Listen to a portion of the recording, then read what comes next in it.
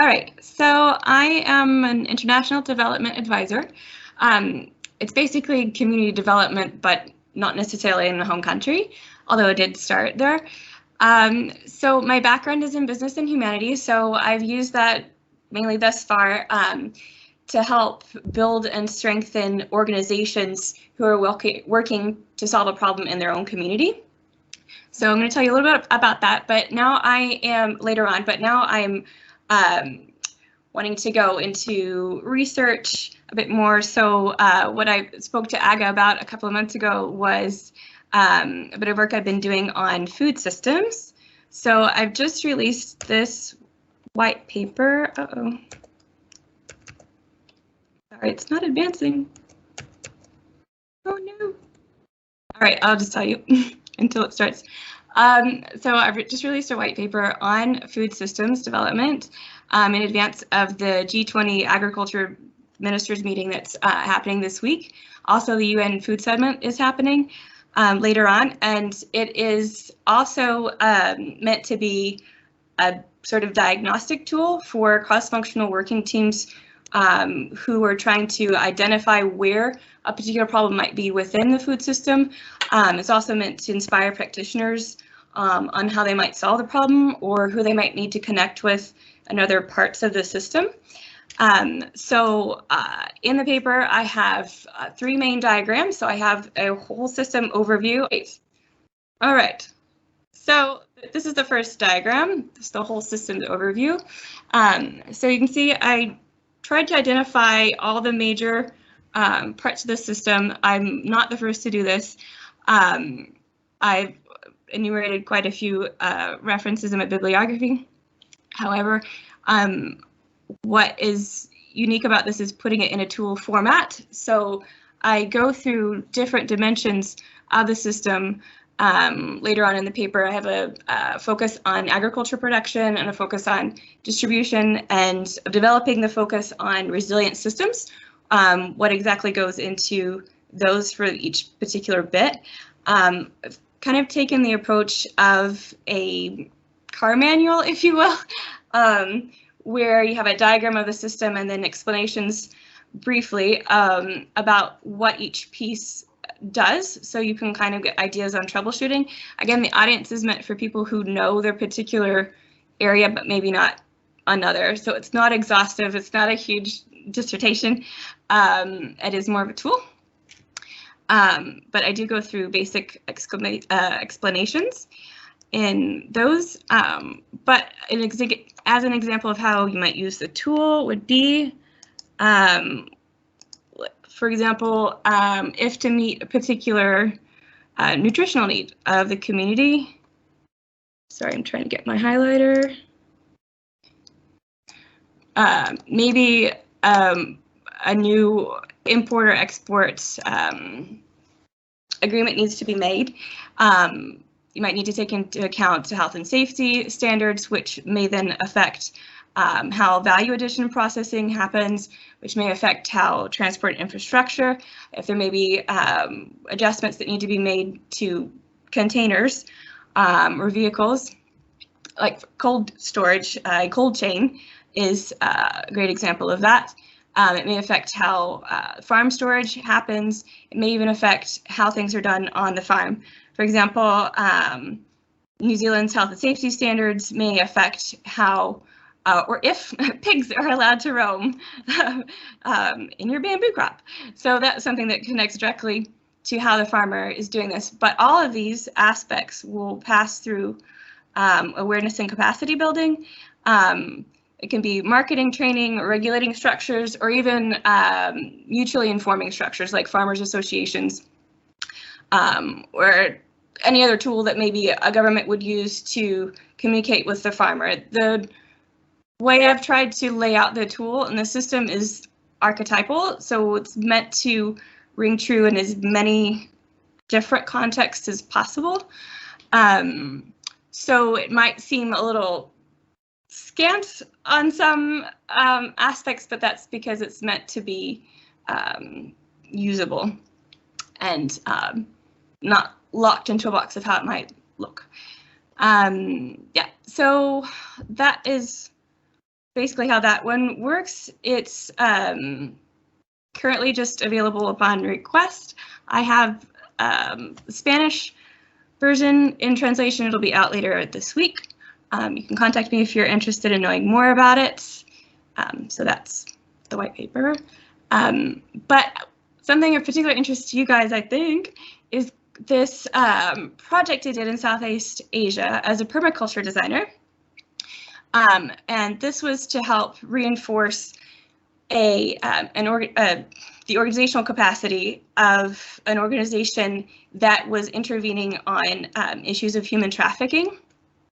They had two different dimensions. They had an aspect where orphan girls were being released from the orphanage before their legal age of working, and so it was creating an opportunity for them to be trafficked or homeless, or just usually create a scenario where they were without life skills. And so part of the organization wanted to not just give them life skills in a sort of vocational training aspect, but they also wanted to focus on sort of the healing.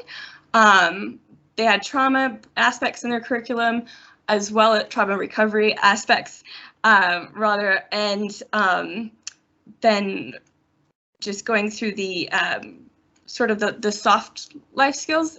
The founders had a social work background as well as a business background, so they had a farm that was actually given to them that they made into a family retreat center, and they asked me to come help them on the organizational capacity dimension, and then we ended up getting to do some permaculture design there. So here is the diagram of Zone 1.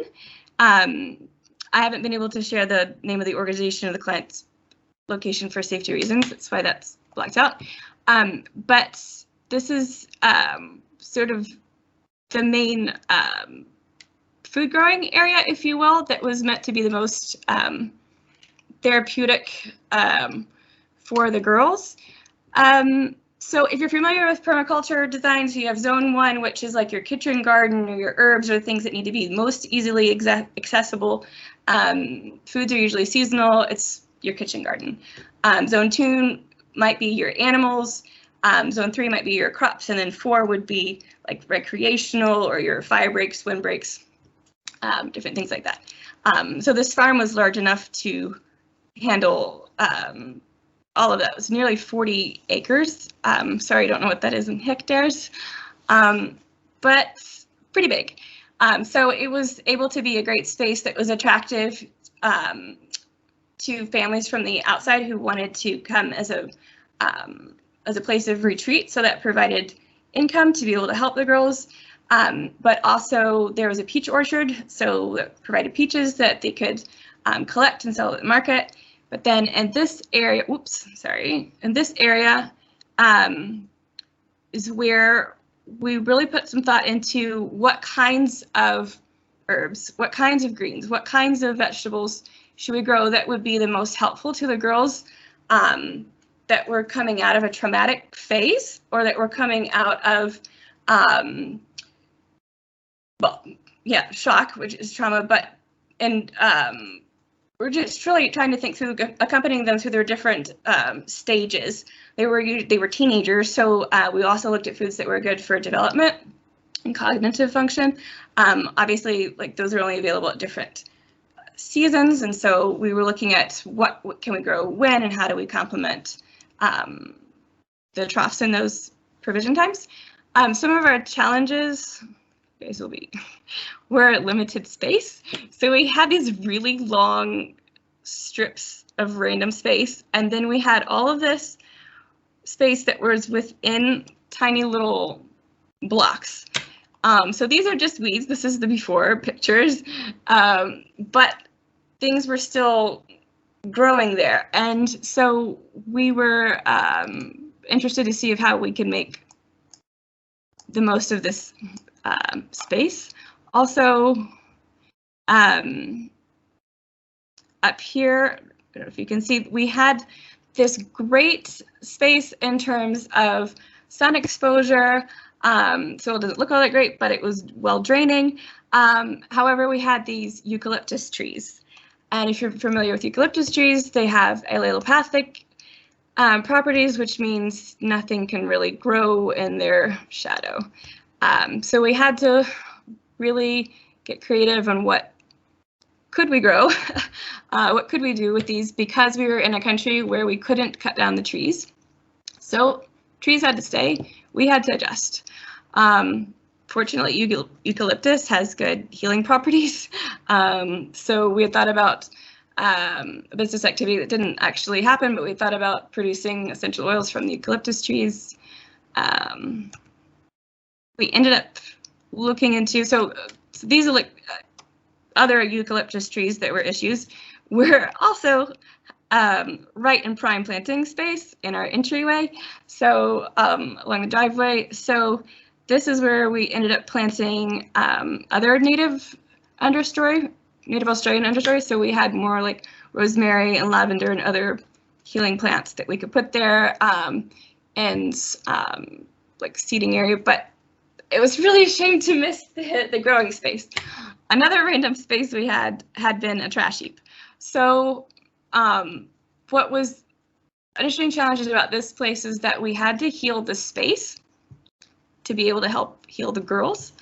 And while that isn't my background as much as all of you, we did understand the concept of the correlation between nature and being in nature and healing. And so we got to look at that even at a soil level. So like this was actually where a trash heap had been. So we couldn't just grow. Then we had to look at different things we could do. Do we put lots and lots of mulch, but that would push the toxins down potentially towards the water table? And without hydrological maps, we didn't know what our risk was. Another option was, we just really lucked out. There was a research team from a local agriculture university that were looking into different ways of cleaning soil, and they needed a project. So we had them come and look at how they could clean soil and what we could plant later. So because of the arrangements between the foreigners and the local community, our time was limited in what we could do, and we needed to hand it off to be fully locally owned and managed. And so we did that before this project was completed, but I'm happy to say that the Farm Retreat Center is doing well, completely 100% locally owned. They have around 100 people a year that come, and they, the family has adopted orphans, and they still are welcoming to the orphans. What had happened structurally, and I think our colleague in policy would be particularly interested in this, is that part of the reason why we existed was because of this gap. The girls were being released from the orphanage at 14, excuse me, but they weren't actually allowed to work until they were 18 legally. So when the law changed, that required the orphanage to keep girls a little bit longer. We were really happy about that, but then also kind of reoriented the social programs to help accompany the orphanages to give the girls the life skills that they needed as they kind of graduated out the system to give them better chances. So that is still in progress. Obviously, dropouts still do happen, trafficking still does happen, and sort of the vision or the purpose of the people running the center, running the farm retreat business, is still the same. They want to help the orphan girls, particularly ones that are at risk of being trafficked or who have been trafficked. Is in Latin America, in a country where about 20 years had gone by, where there were still farmers who owned land, but so much time had passed because of political instability and internal conflict that they'd either forgotten how to farm or they no longer had the resources necessary to purchase the inputs, or couldn't back the risk that it is to start farming again. So it's an American organization that came in and wanted to help alleviate poverty by training farmers. And so they came in as business partners. They had a really unique model that is meant to really accompany the farmers to success. So they gave them training, really from the business perspective. So it was with the goal of farm income originally, and obviously to make that goal sustainable, you also have to look at environmental sustainability, but you have to take into account markets and accessibility and realistic opportunities. And so the unique goal of the farm income that they to produce was a level of income that at a minimum would not only allow the families to feed and clothe their children and be sheltered, but allow them to send their children to school and to put money aside. And so the farm plan was not considered adequate or wouldn't be co-funded if it couldn't meet those standards. And we did it in partnership with locals who were very competent in local markets and also agronomy. And so there are 8 farms that do that now as a part of this organization. And so I came in to help them really look at how to improve their soils. Our agronomist was doing an amazing job at getting on-farm solutions for herbicides and pesticides, and even a fertilizer. Using on-farm materials. So it made it really inexpensive, but then also, I mean, obviously better for the environment, but it was building this idea of independence that was key to the goal of the organization anyway, by reducing their reliance on external inputs. One field in particular we worked with that I was involved with was this banana patch. And so we noticed that there was a whole section of the patch where the plants were 20 to 30% thinner, and they were using significantly more inputs. They were guzzling water, they were guzzling fertilizer, everything. So what the idea was to plant a secondary crop that would be fodder, that would also reinforce the soil at the same time. When we learned about the history of the place, which is an important element of permaculture design, I would imagine it is in landscape architecture as well, to understand what has happened on the land. And part of what we learned from that is that it had been a place for growing peanuts, and that the place where the banana plants were significantly smaller had been where farm waste had been stored, so just like the stalks of the peanuts. So that particular area of the patch had a completely different experience, and so we reinforced that area through mucuna beans, and so they produced integrated crop. So we were able to do both at the same time in a way that produced a secondary cash crop. So that was great for our income as well as our soil, but then also it reduced our need for inputs, and so it helped increase profit overall, and then the quality of the fruit as well. So this is bokashi. These pictures aren't from the farm; they're from where we got our recipes from, which was a REAP Canada project in the Philippines.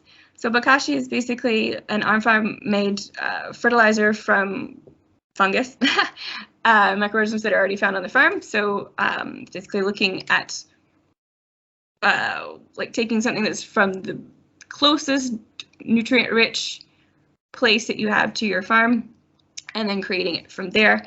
In about a couple of weeks, you have your own very rich, locally produced fertilizer that has worked very, very well. Is significantly accelerated our rehabilitation of the land. In 2 to 3 years, we were seeing results that you would normally take like 7 or 8, or just not what the agronomist expected originally. He was quite surprised to see the contrast of these results to what was around. So that was a good sign. But again, my role is more like reinforcing the organization, and then got to help on the permaculture and soil structure side of things as well. So yeah, as international development, I'm helping reinforce communities through reinforcing organizations from the business aspects, but also risk and resilience to help them better serve their communities in the long term. And I primarily work with the organizations that have farms or a garden aspect as they serve their communities. So yeah. You're welcome to contact me if you have any questions. Sure, thank you so much. Okay, Joy, thank you so much. It's really nice to meet you. I'm quite inspired by the programs that you just, you participated, and all the content, really valuable content, and especially reaching communities. I think it is for us is very interesting. I think I would like to contact you further to talk to you about it. We will greatly benefit from your knowledge, from your experience, and yeah, I'm really grateful that you are here and that Agnieszka invited you. I just have a question regarding the. So I'm just going to jump to the second part. Although I know we were somehow unsynchronized with the slides and what you were saying, but I was really paying close attention to what you were saying. So I was really interested in the part where you were discussing about the projects, international projects conducted with local organizations in other developing countries. So I guess Latin America might be one of the first contexts. I guess you also might be exploring others. So my question here is just two things, well, actually three. Okay, what are the conditions for those organizations to be contacted? So do they have to be community organizations, legally recognized by the government, NGOs, charities? What kind of legal scheme would those organizations pitch for you guys to come with the aid? Number one. Second, can you expand a little bit in terms of the land tenure? So do these organizations need to own the land? So you guys can help with the permacultural sort of process and the training and so on and so forth. And if they don't, what have you tried other means to actually approach them, negotiate with landowners and so? And third, you mentioned financial benefits for the community. So is the produce that the communities are getting from the farming activities being exported or is consumed locally? That's it. That's a good question. Yeah, thank you so much. In terms of land tenure, it really depends on the locale. So the orphan transitional facility was in Southeast Asia, where you're not allowed to own land. You sort of get it leased from the government for a longer period of time. So in our case, a very generous benefactor had access to the land for the next 70 years, and he sort of sublet it to us, if you will. And so we had a local organization that was fully qualified as a business that was able to take that over. So we always make sure that we have the right lawyers and tax people and the local experts that are required to make sure it is above board. A major thing I do is resilience for the organization, and that is a big part of it, is making sure that you're compliant with local regulation. Yeah, so we always make sure, to best of our knowledge and ability, that we're above board and what the local requirements are. In the Latin American example, they were locally owned properties. They were properties that the farmers still had, they were still theirs, that still belonged to the families. And then also in that context, it was an American organization and Americans were allowed to own land. So that wasn't an issue there. I think that covers both of your questions about land tenure and government structure. They just need to be above board. Also, it would be just making sure it's compatible in expertise areas. I am American. I've had some experience with British and European organizations, but my main experience in terms of client work is going to be explaining to Americans what they need to do. However, things like risk and resilience are archetypal. My questionnaires, the tools I use for organizational health benchmarking, for example, are going to be the same for anyone. So we can still work through those. It would just be modified self-assessments, I think. But again, in that, if I'm less familiar with what your requirements are, it's going to always go back to make sure you have the right local experts for legal, for accounting and all of that. But that is a part of my risk questionnaire, if that makes any sense. So main target is Americans, but if I can help you with any other aspects of resilience, or even take you through the main risk components, like for example, I think a major one that's really applicable to anyone is continuity of operations. So that is more based on theoretical models that are going to be helpful for anyone of how do you figure out what your core activities are and how do you maintain those in times of crisis, or how do you come back from disaster or different unforeseen events. And we go through what would be likely based on your location and your organization type. I don't know if it's clear. And then financial benefit to the community, yes.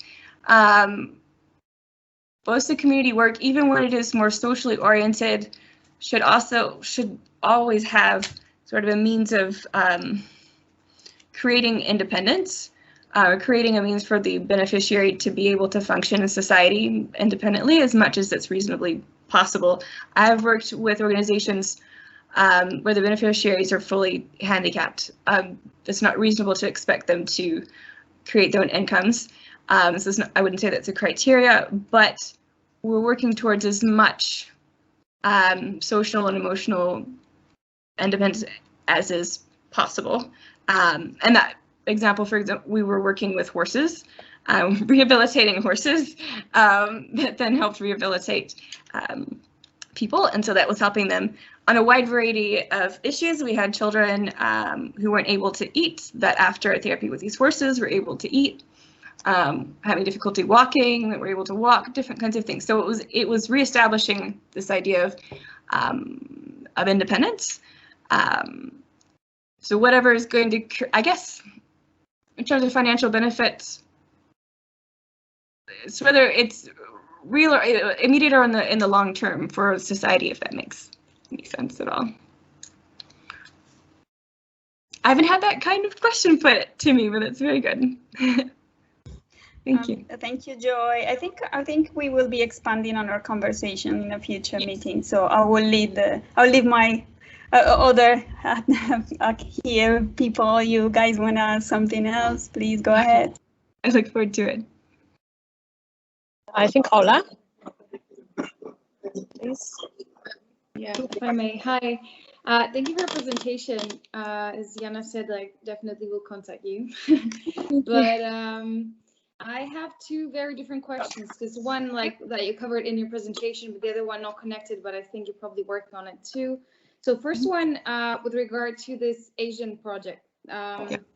And my question is, I don't know how much you actually can say and reveal to us, but Jana already asked about the business model, but what I'm interested in particular is for the long term, did you also work with them on how they're supposed to sustain themselves over the years? Meaning yes, partly selling the produce, probably partly the idea is for the girls also to learn the skills, right? To work in the garden, right? And learn how to grow things, etc. But also, did they are they also donation based? What are, because I suppose there are different sources of income for them, right? To be able to to provide for the girls, and also to keep the place. And I don't know if they're still paying for the land, because you said they subletting, but I don't know, is it they paid or are they paying in installments? How does it work that they actually, that in the long term they will be able to survive?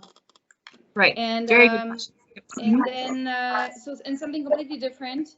because at the beginning you talked about the UN Food Security Summit, and I did follow the pre-summit.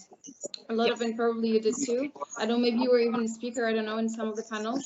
But okay, yeah, but the question is, for me, since you're from Texas, and are you maybe working on some projects that are connected to like regenerative agriculture, maybe working with some local farmers?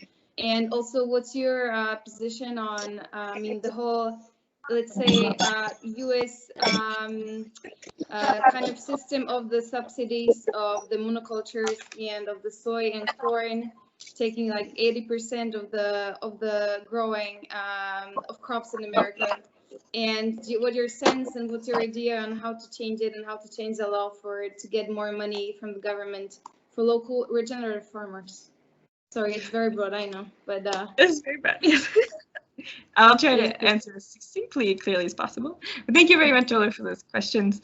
You're absolutely right. Sustainability in terms of financial structure and the way you think about that throughout the whole organization and the projects that we propose to the beneficiaries is crucial. So in the Asian project, we were donor funded in the beginning, but the whole point was for it to become a business that would have a natural self-interest in being sustainable. By virtue of the fact of being a business, if that makes any sense, like they've got to earn their own bread. So for the subletting, was really the closest term. It was all like, legal documents, but the way I understood it, because it's sort of it was the donor had access to this farm for the 70 years. He was giving us that access. So that's sort of like a donation, if you will. And that's for a limited period of time. But it's still within our lifetime. So it's still a good amount of time. So in that way it makes it feel a little bit precarious, but at the same time, 70 years is that's a good amount of time for our purposes. But I'm sorry, what was you had a secondary financial question in there? The land and and the skills. Yeah, exactly. And also, like, is it like because like in terms of like it's only for the land, right? But they also need to pay for the facility. I don't know, like pay all the bills, etc. Like, so where did the money basically come from? Was it from the girls working in the garden and selling produce, or I don't know, or people coming? Said there are people coming for retreats, right? And yes. Okay. So we classified that as tourism income, and that is like 80% of the revenue once it started getting independent. But all of the renovation was donor funded. It was a giant farmhouse that housed can house 80 people, and it needed a lot of work. But that was renovated also by volunteers, so the combination of donor funding and volunteers got it off the ground. But yes, so it is mainly maintained by tourism income. There are specific foods that are grown on the farm that are of local interest, not just local market, but then there are, well, I use the present term. At the time, there was a significant foreign population who wanted that for their restaurants, and they were willing to pay a premium for that. So they gave them a niche market as well. But we also recognize that these girls won't necessarily going to want to work on a farm or using farm skills their whole life. So we were combining that with general hospitality skills and general work-life skills. Whether that's getting to work on time or keeping up with your finances or just the little things that we take for granted, having completed school or having context that gave us the ability to work that we don't even think about, but they may have been disrupted in their background. So again, that was the area of expertise of the social worker, built that into the curriculum, but from the business aspect, exactly right. We had to look at the kind of skills we were giving them and were those really logical and sustainable, making sense for them. As far as, so financial question. Regulations in the United States, in my opinion. Oh, goodness. That's a tough one. But my work, yes, is completely around regenerative agriculture. I do have farms that I'm in partnership with more on a personal relationship. I don't have formal relationships with farms there, partly because there are an enormous amount of resources already available. There are organizations who are going to do that better than I am, that are free for them. Texas has a very well-developed agricultural support system in place already. It's easier for the farmers to get in touch with funding from the government, even for regenerative projects. There's a new initiative also for young female farmers. If you're under 35 and you want to farm for the first time, and another one if it's under 35 female and regenerative.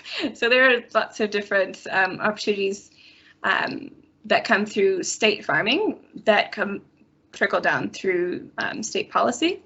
Not a lot of that is federal. Sometimes there will be, just that's how we're structured. But I would say the best United States example of, I think, what you're looking for would be CAF, so it's California Alliance for Family Farmers. They are an excellent resource that is made for the farmers, but they're also great at communicating with the government. Like, they're the most neutral and helpful organization I've found, if that makes any sense. They will advocate for the farmer, inform the farmer, but they're not anti-government either. They're a great mediator between the two. So they're also helping farmers understand what funding is available, what programs are available, and making new policy approachable, usable to the farmers. They're doing a great job. So that's California Alliance for Family Farmers. Looking to that. Did I answer your question? Oh yeah, you did. Thank you. I know especially the second one was, you could probably talk for days. So yes. Thank you so much. Thank you. Any other quick questions? Okay, that one, please. Oh, and I then think Nicolas as well. So please just try to keep it briefly. We have still chance to finish by 2 hours time. Yes, actually, I have a recommendation for the Joy for the eucalyptus. Yes. Eucalyptus trees. Normally there are some law for the exploitation of the trees in each country. Yes. Because eucalyptus trees is the wood trees that normally they use for the people.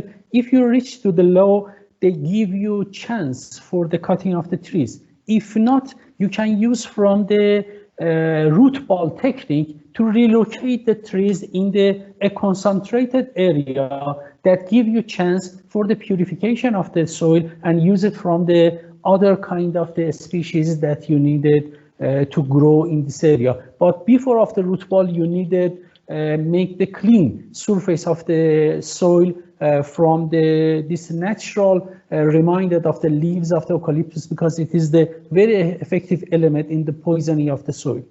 Just this. Thank you for that. I'll look into that. Thank you so much. We were getting frustrated with those trees. We just really wanted the growing space, you know. That's one of those. Anyway, thank you very much. I'll look into that. Nikolai, you want to be next? Yes, hello. So I'm interested in the healing aspects you mentioned. So I understand that's not at all what you would be focusing on typically, but just curious about whether you have any kind of information or insights to share as to what would be like, especially in the transitional facility, like what kind of process would be that, like what it would look like for people to heal through maybe engagement with the permaculture work. Did you observe any kind of like patterns in like the way people were engaging with it or not that might be healing in some aspects? So that's the first question. My second question was there any kind of maybe structural intervention? Because I understand there must have been social worker involved. So I was wondering whether there was some attempt at structural intervention, or just more broadly, any kind of interest in connecting between a kind of like social work ecosystem and the permaculture work, or the kind of like land work, if that makes sense. Yeah. Yeah, totally. Thank you. Yeah, that would be very interesting. I would love to be able to go back and observe that more closely, those particular aspects even. I was really involved in the startup phase where we were taking actually an attitudinal study that I had done in conjunction with the United Nationalities University on the attitudes and traditions in women's health, because we recognized that they were changing, but it was still coming from a very traditional society that had a very structured way of approaching women's health, with herbs, with different foods you eat at different times for different reasons. So we wanted to make sure that we were being locally appropriate in how we were helping the girls heal, and not just what we were feeding them, but in trying to, I don't know if reinforce is the right word, but help them recover what was lost in their cultural heritage as well. Being reformed those cultural, the heritage links that not only form an integral part of our identity, but in my opinion, just from observation, maybe some of you could confirm or deny this, are an integral part of our mental health, to have that sense of not only belonging, but of history, being connected to our past, to our cultural heritage, into place. And so that was part of the goal, and around nutrition. So the healing part that I was involved with was mainly around nutrition and what did we plant. We just recognized or had the idea that the girls being in nature, around nature, working with the soil would be helpful, probably from our own personal experiences and working in our gardens.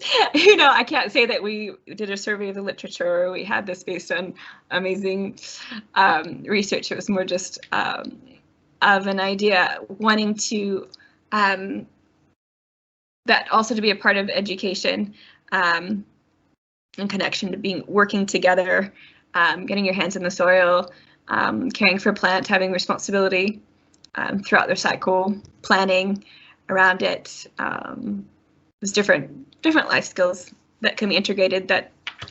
It seemed like the social work was recognizing that in itself as being healing. Again, that was more there's very speciality than mine. I come in as the generalist and look at the whole picture, get to learn a little bit about what everybody does. So as far as structural intervention, I think you're meaning like, were we partnering with local qualified social workers? Yeah, so if you, yeah, exactly. So, you know, so any kind of like structural activity around permaculture, so things that will involve like spending a set amount of time on a number of activities, maybe group projects, with a specific expectations around like mental health outcome, for instance, or social outcomes, and then with some element maybe of measurements or not, but thought about in terms of like more, I mean, goal-oriented way, I would say project-oriented way from a social work perspective. Yeah. Right. I would say the way that's fleshed, I would say yes, but maybe not as an articulated objective from the beginning. Again, it fleshed out more in terms of work and life skills around participating in the garden. And yeah, so I would say that was a little bit more indirect or informal. As far as structured interventions, the government was definitely aware of what we were doing, and we were, like I said, in the end, when we transitioned, we were offering programs of intervention, particular programs of life skills for orphanages. However, the girls came to us, I wouldn't say randomly, sort of on recommendation, word of mouth. It's a very precarious position they're in, and so it wasn't always a formal recommendation. But we did have a screening process and everything to make sure that we were able to keep them safe and meet their needs before we took them. Yep. So yes, structured, sort of, but maybe not in the way that you're thinking about it. I know in France everything is very, very well structured. It's yeah, very top down. Yes. So it doesn't look like that exactly. Yeah, that's fine. Yeah. Naswa, did you have a question? Yes, I had a question. I'm actually very intrigued by the work that you've done. It's quite interesting, actually. So I was wondering, like, the regenerative farming processes, like, I was wondering if there was any challenge regarding the amount of produce. Like, are the regenerative farmers, coping with the traditional markets, and is the amount of produce enough to compete with the traditional industrial farmers or not? Because I see that in our country. Oh no, you cut out. I can't hear you. Isn't enough, so they often feel very discouraged to do that. So I was wondering, what are the lessons from different parts of the project that you've done? What were the challenges in different parts, or if there's something that maybe we can, learn or integrate? Very nice. Okay, thank you. You cut out, so I'm not quite sure I've got your entire question, but I think it's around markets and how did the regenerative practices compete with traditional. In our case, it helped us compete. It was crucial because it helped us rehabilitate the soils that we had. Again, we were working with those farmers. A lot of, I think maybe just one, not two purchases were completely new. Well, purchases for the organization, but most of the land came from people who already had it and had just been in disuse. Or maybe it was producing at a certain level, but not enough to compete, or just could stand to be improved. But regenerative practices were absolutely what we used to get it to marketability and profitability. And again, like I said, being able to use on-farm inputs to create our own pesticides and everything, fertilizer, enabled us to save money, which improved our profitability. Again, everything was designed around farm income. So if it wasn't helpful, it didn't happen. But that meant also that in our chicken operations, for example, we were using vaccines. Much controversial, perhaps, but it was what enabled our chickens to survive, to market, to be sold. And as far as we were aware, what we were using and how we were using them was safe. It was safe enough for market and for sale. And so that was a huge part of particular farm income as well. Okay, thank you. Thank you for all the questions. Diana, are you trying to ask some last question? Just a quick one. Joy, have you worked with indigenous communities? Yes, but on a different research project. Maybe you and I can discuss a little bit more. But yes, I have a humanities background, so that fascinates me a lot. Actually, a foundational piece to this permaculture project was the attitudinal study I'd done around traditions in women's health, and that was absolutely with indigenous populations in Southeast Asia. I have a 1 second. Yes. 1 second question. What was the country in Southeast Asia you worked with?